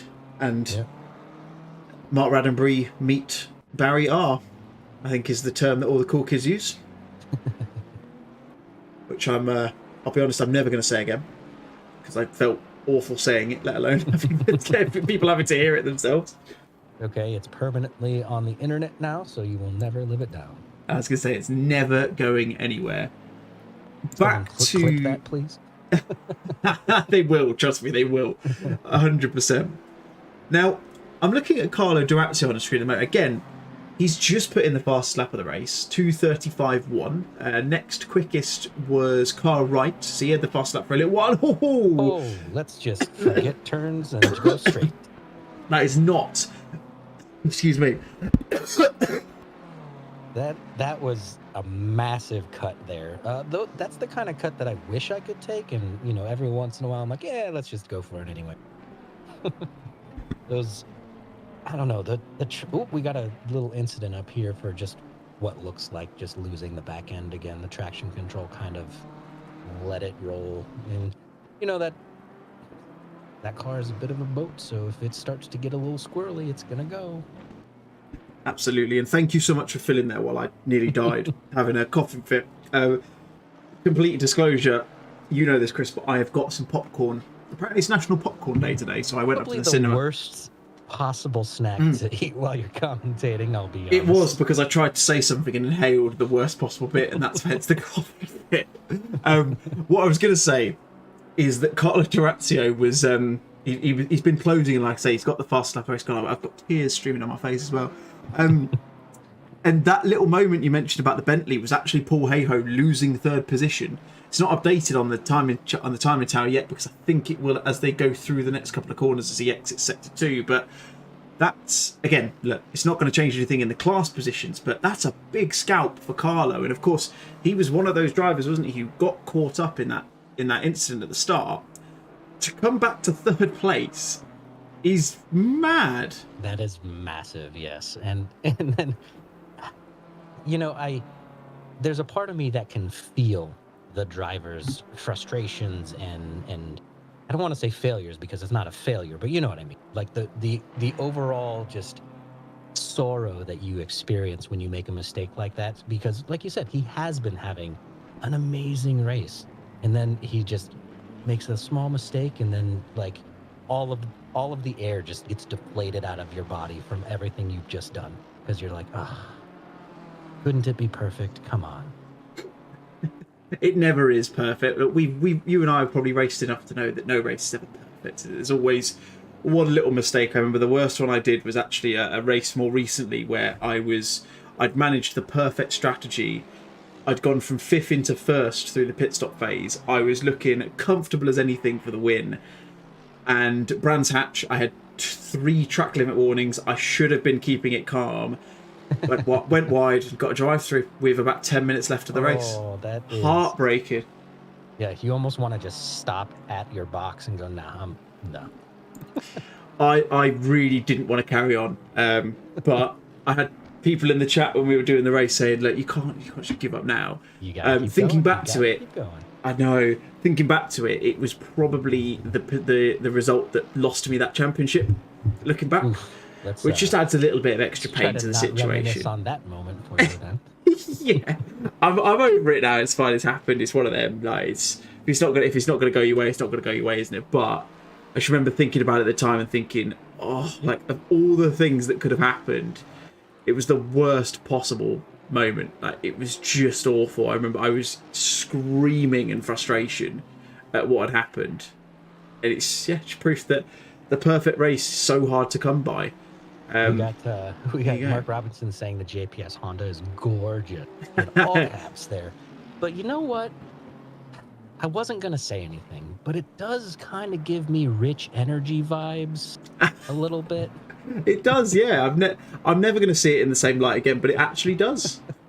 Yeah, that's when it popped on the screen right at the beginning. I was like, yeah, black and gold liveries have a bad place in my mind. Because, you know, being an American, I kind of have a soft place in my heart for Haas racing teams. So being the only kind of semi-American team out there. But I'm with you. I've always had a soft spot for them as well. I think probably helped by the fact that being a massive Schumacher fan like I am, obviously seeing Mick come into the team for a couple of seasons definitely helped. But I just think that I always root for the underdog. Yeah. So when you see you want to see. Oh, whoop! We just had another deep. Yeah, it was Sam missing the apex completely, wasn't it? Yeah. Let's be honest. He did it in the way that you want to miss the apex in the chicane there, because he got out scot-free. Just came back on the track and just kept on. Kept on trucking. No, I'm with you though. I think always go for the underdog. I'll just go back to people who aren't. There we go. Root for the person who is not necessarily got the best chance of winning, and Haas are definitely a tribute to that, aren't they? Yeah, they kind of are. There you go. No, I'm with you. That unfortunately, I'm never going to see that JPS livery in the same light again. All I am going to think of is Rich Energy. But squirrely in there. yeah, Marcel's he's not really had the pace I would have expected from him. Now again, I appreciate that he's not coming in here to uproot anything, and he's not going to have a massive impact on the championship in the grand scheme. But I kind of feel like he's not got the pace I would have expected from him. Whether he's just completely out of practice, I've no idea. But I'd be interested to get his thoughts. I feel like he would be disappointed with this result, even though he started at the back and he's gained 20 odd positions. He's definitely quicker than this. I'm not even going to take corners. I'm just going to go straight. But, I hope he gets a drive through for that. We're getting some information from the chat where it's very slick out there. So maybe the plan for a massive gain in placement wasn't necessarily right for this specific race. But to be fair, quali was dry, so maybe he was expecting a dry race. And if a dry race, we have a completely different outcome than what we have right now. 100% different. Yeah, I couldn't agree more. That's one thing about sim racing that's a little interesting, right? So this race was set up so that it's Friday, Saturday, Sunday. But our drivers don't experience Friday, Saturday, Sunday. They experience practice race, bam, bam, bam, let's go, right? Whereas in real motorsport, when you're out there on a weekend, your Friday is completely separated. You go to sleep, you eat, you come back, you have that gap to kind of reprogram your muscle memory, as we were talking about earlier. Where the sim racing crowd, they don't have that. So when they went from dry instantly to wet, you didn't have that reset mode of overnight and thinking about the conditions before the race. If you're in an F1 car and you get to the track and it's raining, you see the weather report for the next 2 hours, you know exactly what to expect. These guys, they went from dry to wet, just instantly. All they had was a little bit of time on the grid and a couple of formation laps, and that's it. Yeah, it's always difficult to cross over from one to another. I couldn't agree more. Now, one person, I'm going to have to say, he's blown me away this evening, to be fair. The man on your screen, Carlos Razzo, is... I can't remember exactly what position he went down to after the start. He was caught up. I think he got a little bit of a nudge from Ash Coupland in that kind of melee that happened in the first couple of laps. He went right the way down. He's now 8 tenths behind Ben Brown in second place. He's chiming in. He's churning out lap time after lap time. He did his fastest to 2:35.130. He did a 2:35.152 on the last lap. He's got an obscene amount of pace. I don't know whether he compromised his setup at the start to kind of be where it's maybe a little bit less wet. We can see the rain is supposedly decreasing, but I don't know whether that genuinely is or not. But his pace is really, really good, and he's up with a chance of getting a second place overall, which I don't want to tarnish him with a silver driver brush sort of thing, but that is really, really impressive. Don't say it. Don't curse him. Don't do it. I mean, he's got what? I think he's going to have another lap. Because I'm looking... So Kyle, the 24 car, is just coming up towards the back end of the lap. So he's just gone through the second... He's gone into the final sector and onto the back straight. 48 seconds left. I would think he'll get across the line. So I think we've probably got this lap and one more before we wrap things up. And this is... It's a perfect opportunity, isn't it? Because, again... Ben's probably... Well, I hope he's aware he's got a car coming up behind him. And I guess it's one of them, isn't it? You see him, he's slow coming out that corner. You see how much time he's gaining on it. It will make you wary and it will make you make a mistake, won't it? Because you can see how quickly that guy's closing on you. It's torture in your mirror is what it is. Because, we've talked about it before where you check too often. Just because, you're worried about contact or whatever you may be stressing yourself over. You're checking more than you should. Probably as time drags on, you check so frequently that you're being detrimental to your own race. Absolutely. Yeah. And I mean, look at it. I mean, look, it's so the time's hit. So yeah, we've got one more lap. He is as close as he can be. So there's no flashing of lights happening, no torture to that extreme, but it's still torture back there. Yeah, looks at the inside. It looked like he locked the rears a bit going into there as well. It looked like he maybe just got on the brakes a little bit too much. This is going to be tight down at the bottom here. Come on. Let's go to the camera angle that gets us a really nice close-up as they go through Rouge. Look at this. He's all over the back of him. This is going to be the best opportunity he gets to get the move done. It looks like slightly different lines through Rouge up through Radio, and he takes as much curve as he dares. Onto the back straight, hits that little puddle. It looks like they're still going. Is he going to have another? Oh, big squiggle there from Ben Brown. He's going to surely give him a chance. Look at him. He's all over the back of him. He's all over him. Can he go for the move? He shakes to the outside. Ben's going to cover the middle of the line. Really, really good defending there from the number 22. Oh no! Okay, that'll just get it back and then finish the race. Yep. Oh, heartbreak. I mean, it's heartbreak. Yeah. It's probably it's one of those like little losses, isn't it? I guess because he's done so much already. But yeah, just a little bit too hot into Lake Om, it looked like there. That's still a fabulous result, though. Like, obviously, he's not going to get another chance at the pass, but that was some good pressure.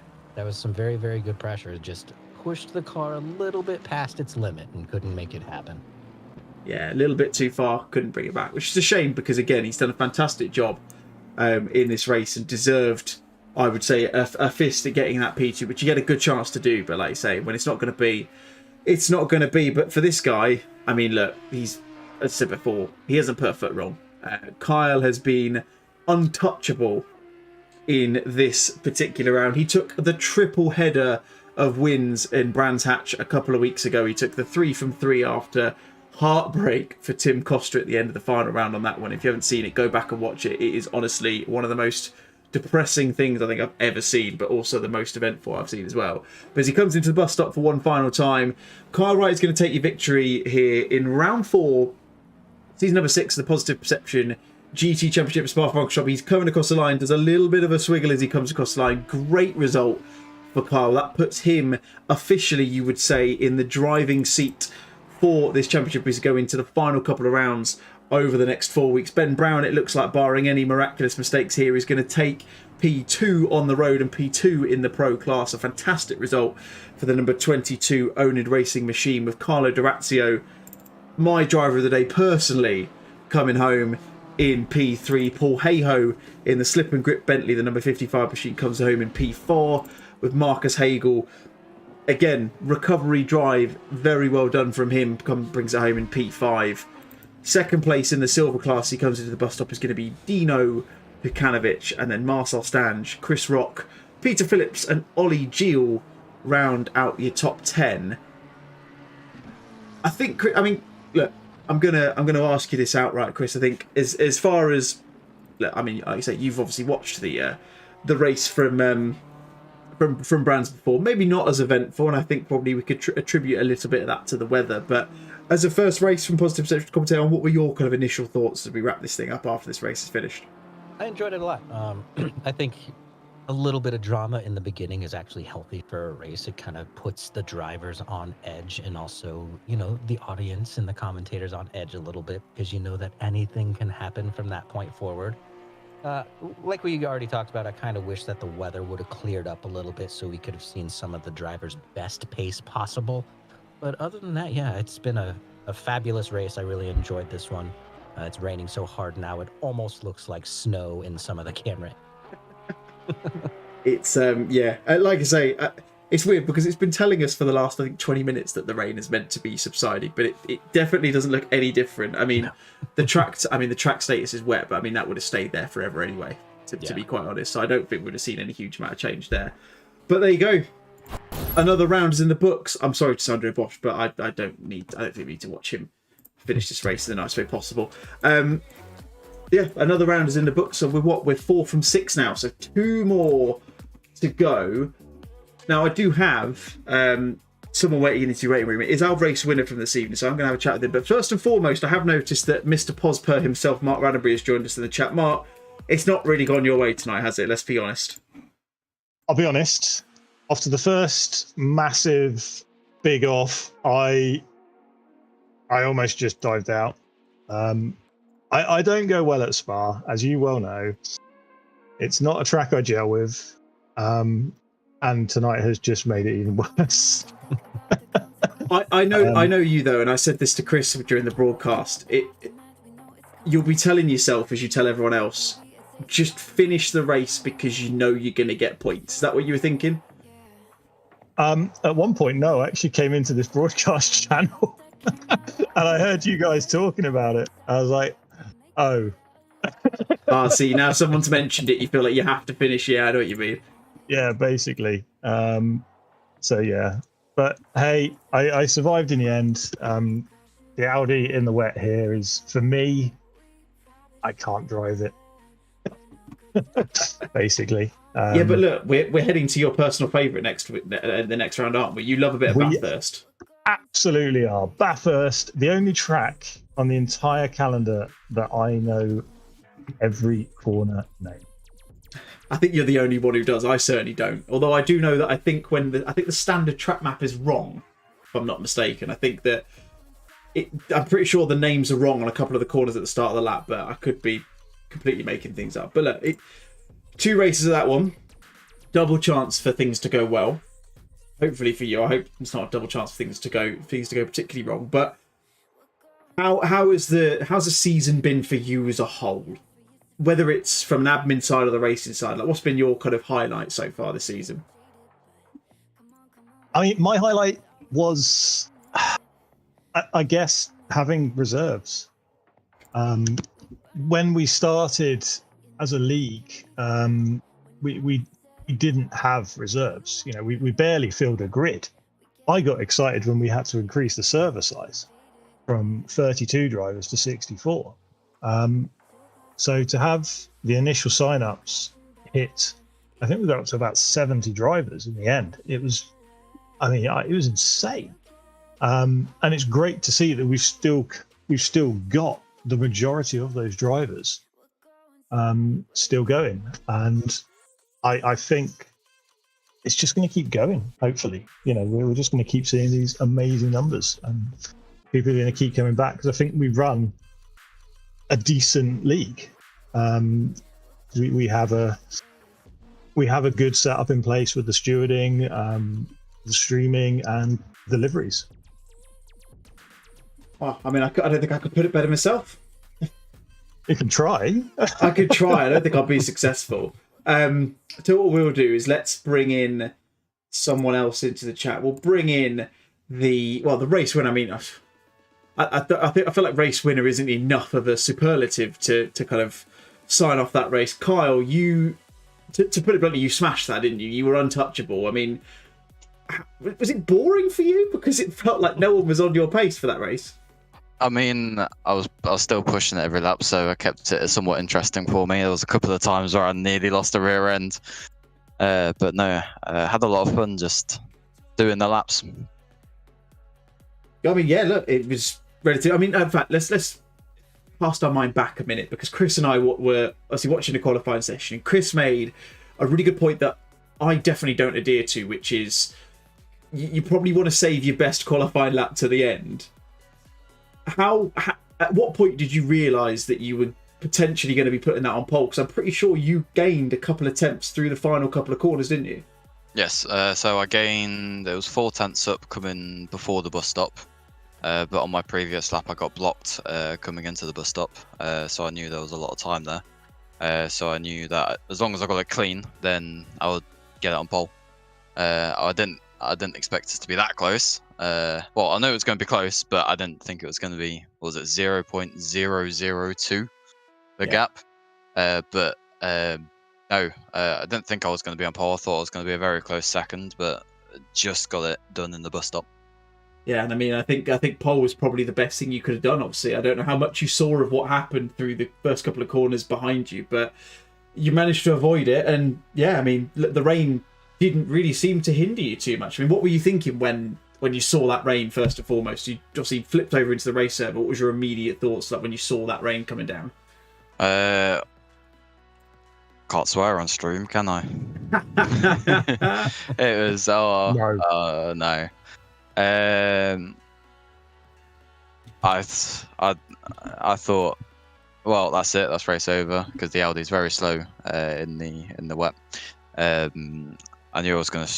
thought I was gonna struggle because I didn't do too much practice in the wet. So I loaded up a setup that I'd not even driven before in the wet, and it worked. And I guessed the tire pressures, and they were spot on. And I was very lucky not to get caught out by it. I mean, mate, it worked, and that puts you in a very good position going into the 5th round. Now, I've asked Mark this question, and I knew his answer, but I don't necessarily know what yours would be. Bathurst in a couple of weeks, good thing or a bad thing for you? Good thing. Okay. I love Bathurst. To be fair, I think the one time that I have raced with you at Bathurst, I'm pretty sure you were in the Aston V12 and you absolutely battered me, which really frustrated me. So there's clearly some pace there. So, I mean, look, obviously points for me, and we'll go through the points and all that sort of stuff, and the process will come through and things like that. But it's pretty much confirmed you'll be leading the championship going into the 5th round. It's looking good for you, isn't it? One hand on the title, maybe? Do you think? We'll see after the next race. I think we'll get a better picture next race. But I think because there's a drop round, there's 2 drop races, isn't there? So yeah, four wins out of the 7 races. It's decent figures. Yeah, They're not rookie numbers. I can tell you that much. But no, yeah, one hand on the trophy, but we'll see after next race. It's good to hear you're not getting any complacency. I like to hear that. It's good stuff. Well, look, Carl, congratulations again. Like I say, I've said it in the stream. I'll say it again now. You were untouchable in this particular race, and congratulations on the win again. And look, who knows? Maybe we'll see another clean sweep for you at Bathurst in a couple of weeks. We'll see, because I'm not as quick in the Audi, but I say that every time. I know when someone's sandbagging, and you are definitely doing that right now. Brilliant. Well, we look forward to seeing you there. Thank you. Well, there we have it, folks. Look, that brings another stream to the end. Chris, look, I saw you chatting with Mark in our chat as well. Mark, if you're still there, look, thank you for stopping by. I'm very much looking forward to you joining us for the endurance server. Endurance race is coming up already. Don't worry, Mark. He's already signed up. I've checked it. He's in the Discord. We've got it clear. He's done with a really good looking Rizzler livery that's in the server. Go and have a look at it when you get a second. But Chris, first and foremost, or to kind of round things up, I guess, thank you for coming in. It's been great to have you. I mean, thank you very much. Yeah, I mean, what last words have you got for us, I guess? No, thank you very much for the invite. I enjoyed this thoroughly. Bathurst is one of my favorite tracks to, oddly enough, it's not one of my favorite tracks to race on, but I enjoy watching races on it, so it'll be a perfect combination for me to be back for that one as well. But yeah, this was fabulous to see. I'm glad we got to see Spa in the rain, even though, like I said, we wanted it to clear up. But yeah, on to Bathurst. Let's go. 100%. And I am just going to confirm, like you did to me earlier when I said something I probably wasn't too proud of. I did just hear you say you will be back in a couple of weeks. It's been recorded. This will be live. It'll be replayed, so I expect to see you in a couple of weeks' time. But no, seriously, mate, really enjoyed it. Thank you so much for joining us. Yeah, been a great race, and thank you to everyone in the chat as well. But really good interactions with people. If you haven't done already, make sure you slap the like button. Even though it's right at the end of the stream, it still helps us kind of get this stream out there and get it out to more people, which is ultimately what we want to be doing. And if you haven't done already, subscribe, because as we've literally just said, we've got another race in a couple of weeks at Bathurst. We've got a double header 2 weeks from today. We've actually got another bonus stream next Thursday, which is a really exciting one. And Mark, if you're still in the chat, I don't know if you want to mention anything on the back of this, but Aris, who is, of course, for those of you who know ACC, is one of the key developers on the physics engine of ACC, and hoping I've got that bit right. He's actually joining us for our TCX finale next week, so I have been roped in and I've been forced to stream that one as well. So I'll be back next week. Chris, you're more than welcome to join us if you've got the time to as well. But if we don't, anyone else we will see next week. For those of you who aren't available, we'll see you in a couple of weeks' time. So that's going to be it from us, guys. Thank you as ever for stopping by. My name's been David Russell. I've been joined by Chris Honourable in the chat for the first time, and have been thoroughly appreciative of his time as well. On behalf of myself and everyone here at the Positive Perception team, have a wonderful rest of your evening. Stay safe, and we'll see you again next time. Take care. Bye-bye.